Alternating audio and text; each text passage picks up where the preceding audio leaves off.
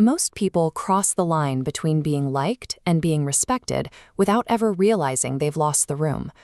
We often treat respect as an external currency, something bought with a high-status job, a specific look, or a certain level of wealth. In reality, respect functions as a set of instructions we provide to the world. We teach people how to treat us through the behaviors we display and the standards we keep every day. This creates a friction point. The very strategies we instinctively use to find approval or navigate a social circle are frequently the same habits that drain our perceived authority. Identifying these specific patterns allows for a shift in social presence, replacing reflexive approval seeking with a presence that commands attention rather than begging for it. The validation trap begins with the assumption that extreme agreeableness is a hallmark of good character. Constant apologies and yes responses signal your personal boundaries are negotiable, allowing others to push into your space. And no acts as a signal of strength, suggesting your character is grounded in more than a desire for approval. We also fall into the mistake of invisible effort.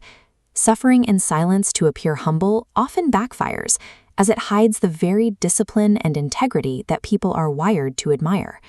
Respect requires making your standards visible. It grows when you have the courage to assert boundaries and allow your actions to be seen as a reflection of your principles. The superiority trap occurs when the need to appear competent leads to overcompensation. The harder someone tries to project intelligence, the more likely they are to alienate their peers. This often manifests as subtle arrogance, hijacking a conversation or offering unprompted advice. While intended to show expertise, these are actually social dominance behaviors driven by a need for external validation. The Dunning-Kruger effect explains this gap. Confidence often spikes during the early stages of learning, far outpacing actual skill. Acting as if you have nothing left to learn signals your curiosity has ended, causing peers to withdraw respect. Commanding a room requires the self-assurance to listen. It involves knowing when to speak and when to allow the space for others to recognize your actual competence. The sympathy trap turns the human need for connection into a cycle of chronic complaining. Negativity spreads through emotional contamination. As this wave pulses outward, it forces people to subconsciously distance themselves. Chronic victimhood drains the room's energy, causing peers to stop offering support and start protecting their own mental bandwidth. This habit is linked to an external locus of control, the belief that life happens to you. Shifting blame to bosses, to bad luck, or to your family roots you in a state of perpetual powerlessness. We value agency.